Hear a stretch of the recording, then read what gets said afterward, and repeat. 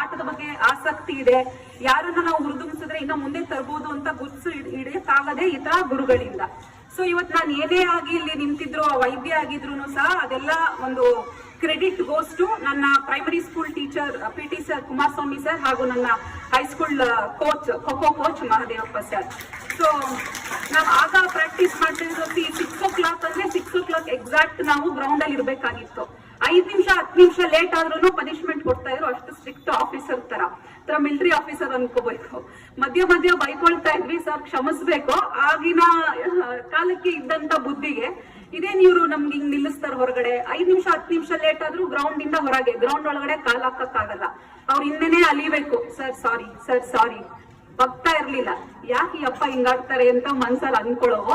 But ಈ ದಿನ ಅವತ್ತು ಆ ಒಂದು ಸಣ್ಣ ಪನಿಷ್ಮೆಂಟ್ ಇಂದ ನಮ್ಗೆ ಒಂದು ಶಿಸ್ತುಬದ್ಧವಾಗಿ ಕಲ್ಸಿದ್ದು ಯಾವ ಮಟ್ಟಕ್ಕೆ ಬಂದಿದೆ ಅನ್ನೋದನ್ನ ನಾವು ಹಿಂತಿರುಗಿ ನೋಡ್ಕೊಂಡಾಗ ಅದೆಲ್ಲ ಮಾಡ್ತಿದ್ದು ನಮ್ಮ ಒಳ್ಳೇದಕ್ಕೆ ಅನ್ನೋದು ಆಮೇಲೆ ಬರ್ತಾ ಅರಿವಾಗ್ತಾ ಹೋಯ್ತು.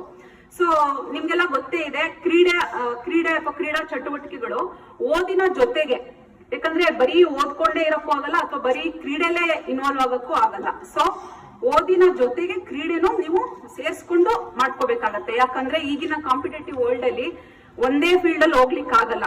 ಸೊ ಈಗ ನಿಮ್ಮ ಫಿಸಿಕಲ್ ಫಿಟ್ನೆಸ್, ಈಗ ನಿಮ್ಮ ಸದೃಢ ದೇಹ ಅಂತ ಏನ್ ಹೇಳ್ತೀವಿ, ಫಿಟ್ ಆಗಿರ್ಬೇಕು ಅಂದ್ರೆ ಹೆಲ್ದಿ ಆಗಿರ್ಬೇಕು. ಅದೇ ತರ ಮನಸ್ಸು ಸಹ ಸದೃಢವಾಗಿರ್ಬೇಕು. ಸೊ ಸದೃಢ ದೇಹ ಸದೃಢ ಮನಸ್ಸು ಬರ್ಬೇಕು ಅಂತಂದ್ರೆ ನಿಮ್ಮ ಲೈಫ್ ಅಲ್ಲಿ ಕ್ರೀಡಾ ಚಟುವಟಿಕೆಗಳು ಸೇರಿರ್ಬೇಕು. ಸೊ ಏನಕ್ಕೆ ಬರೀ ಕ್ರೀಡೆ ಆಡೋದ್ರಿಂದ ಪಂದ್ಯ ಆಡಿ ಗೆಲ್ಲೋದಾ ಅಥವಾ ಈ ತರ ಒಂದ್ ಸೀಟ್ ತಗೊಂಡು ನಾನು ವೈದ್ಯ ಆದೆ, ಇಂಜಿನಿಯರ್ ಆದೆ ಅಲ್ಲ. ಇದಕ್ಕಿಂತ ನಾವು ಜೀವನದಲ್ಲಿ ತುಂಬಾ ಮೌಲ್ಯಯುತವಾದ ಒಂದು ಅಂಶಗಳನ್ನ ತಿಳ್ಕೊಳ್ತೀವಿ. ಏನು, ಈಗ ನಾವು ಖೋಖೋ ಅನ್ನೋದು ಒಂದು ತಂಡದಿಂದ ಅಂದ್ರೆ ಟೀಮ್ ಗೇಮ್ ಅಂತ ಕರಿತೀವಿ.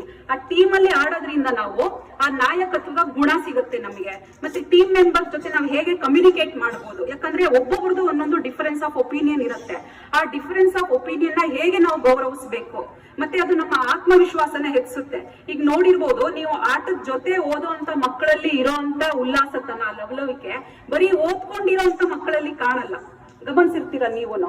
ಸೊ ಇದು ನಮ್ಗೆ ಬರೀ ಹೆಲ್ದಿ ಅಥವಾ ಫಿಟ್ನೆಸ್ ಗೋಸ್ಕರ ಇರುವಂತದ್ದಲ್ಲ, ನಮ್ಮ ಪೂರ್ತಿ ವ್ಯಕ್ತಿತ್ವ ವಿಕಸನ ಅಂತ ಏನ್ ಕರಿತೀವಿ, ಅಂದ್ರೆ ನಮ್ಮ ಒಂದು ಫುಲ್ ಮನಸ್ಸಿರ್ಬೋದು, ದೇಹ ಇರ್ಬೋದು, ಮನಸ್ಸಿನ ಮೇಲೆ ಆಗೋ ಪರಿಣಾಮ ಇರ್ಬೋದು, ಎಲ್ಲದ್ರ ಮೇಲೂ ಇದು ಪರಿಣಾಮ ಬೀರುತ್ತೆ.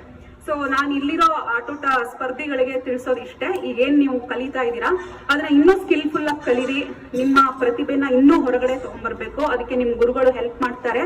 ಸೊ ಬರೀ ಸ್ಕೂಲ್ ಲೆವೆಲ್ ಅಲ್ಲ, ಇಂಟರ್ ಸ್ಕೂಲ್ ಅಲ್ಲ, ರಾಜ್ಯ ಮಟ್ಟ, ರಾಷ್ಟ್ರ ಮಟ್ಟ ಇನ್ನೂ ಹೆಚ್ಚಿನ ರೀತಿಯಲ್ಲಿ ನೀವು ಭಾಗವಹಿಸಿ ನಿಮ್ಮ ಒಂದು ಪ್ರತಿಭೆನ ಹೊರಗೆ ತಗೊಂಡ್ಬನ್ನಿ. ಎಲ್ರಿಗೂ all the best. So thank you very much.